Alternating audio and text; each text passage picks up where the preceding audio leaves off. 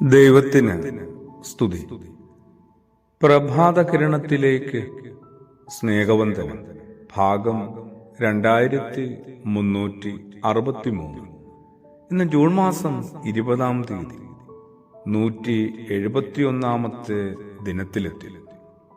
ദേശീയ വായനാ ദിനമായിരുന്നല്ലോ ഇന്നലെ. കഴിഞ്ഞ പുലരിയിൽ അതുകൊണ്ട് പുസ്തകത്തെക്കുറിച്ചും വായനയെക്കുറിച്ചും ഓരോരുത്തരുടെയും ജീവിതത്തിലൊരു പുനർചിന്തനം ഉണ്ടാകണമെന്ന് ഓർമ്മപ്പെടുത്തിയിരുന്നു.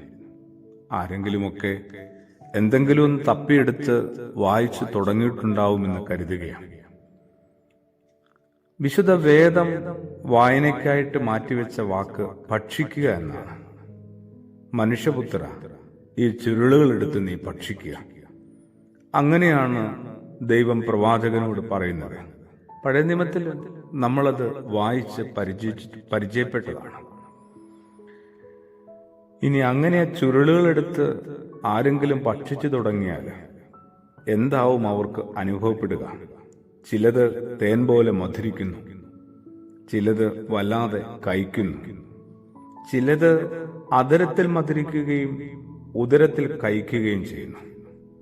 എന്തായാലും ഒരു പുസ്തകം നമ്മൾ വായിച്ചു തുടങ്ങുന്നതിന് മുമ്പ് നമ്മൾ ആരാണ്, എന്താണോ, എങ്ങനെയാണോ, അങ്ങനെ ആയിരിക്കില്ല ആ പുസ്തകം നമ്മൾ വായിച്ച് അവസാനിപ്പിക്കുമ്പോൾ. കുറെ കൂടി നമ്മൾ മാറിയിട്ടുണ്ടാവും, നമ്മളെ മാറ്റിമറിച്ചിട്ടുണ്ടാവും. എന്തെങ്കിലുമൊക്കെ ഒരു കൊടുങ്കാറ്റ് നമ്മുടെ ഉള്ളിൽ ആഞ്ഞടിച്ചിട്ടുണ്ടാവും. കാര്യമായി ചില നല്ല പുസ്തകങ്ങളിലേക്ക് എത്തണ്ടേ? കടന്നു പോകാനായിട്ട് ഇനിയും അധികം കാലവും നാളുകളും ഒന്നുമില്ല എന്നുകൂടി ഒന്ന് വെറുതെ ഓർക്കാവുന്നതാണ്. ആരോടും പറയാതെ, ഏറ്റവും സ്വകാര്യതയിൽ. ആ ഒരു ഓർമ്മയിൽ ഭാരപ്പെടാനോ ഭയപ്പെടാനോ അല്ല. പരിമിതമായി അവശേഷിക്കുന്ന ചെറിയ കാലം കൊണ്ട് എന്തെങ്കിലുമൊക്കെ നല്ലത് ഒടുക്കകാലത്തെങ്കിലും ഒന്ന് ചെയ്തു വെക്കണ്ടേ? അതിനുവേണ്ടിയാണ്. ഒരു ചെറിയ തോണിയിൽ നിറയെ പുസ്തക ചുരുളുമായി, പുസ്തകക്കെട്ടുമായി മറുകര കടക്കാനുള്ള ശ്രമത്തിലായിരുന്നു വയോധികനായ ഒരു ബുദ്ധഭിക്ഷു. തോണി കൊടിയ കാറ്റിലും ചുഴലിയിലും പെട്ട് വട്ടം തിരിഞ്ഞു. പുസ്തകക്കെട്ട് വലിയൊരു ഭാരമായി തോണിക്ക് മാറിയെന്ന് കണ്ട തോണി തുഴയുന്നയാൾ പറഞ്ഞു, പതിയെ കെട്ടുകളെല്ലാം എടുത്ത് വെള്ളത്തിലിടുക, എന്നാലേ നമ്മുടെ പ്രാണനെ നമുക്ക് രക്ഷിക്കാൻ പറ്റും. എന്തായാലും ബുദ്ധ ഭിക്ഷു അല്പനേരം കണ്ണുകളടച്ചൊന്ന് ധ്യാനിച്ചിട്ട് തോണിക്കാരനോട് പറഞ്ഞു, ഇതെന്തായാലും അക്കരെ എത്തണം. ഗ്രന്ഥങ്ങളാണ്. അക്കരെയുള്ള ആശ്രമത്തിൽ നിങ്ങൾ എത്തിക്കണം. ഞാനാവട്ടെ അക്കരെ എത്തണമെന്നോ ഈ യാത്ര പൂർത്തീകരിക്കണമെന്നോ യാതൊരു നിർബന്ധവുമില്ല.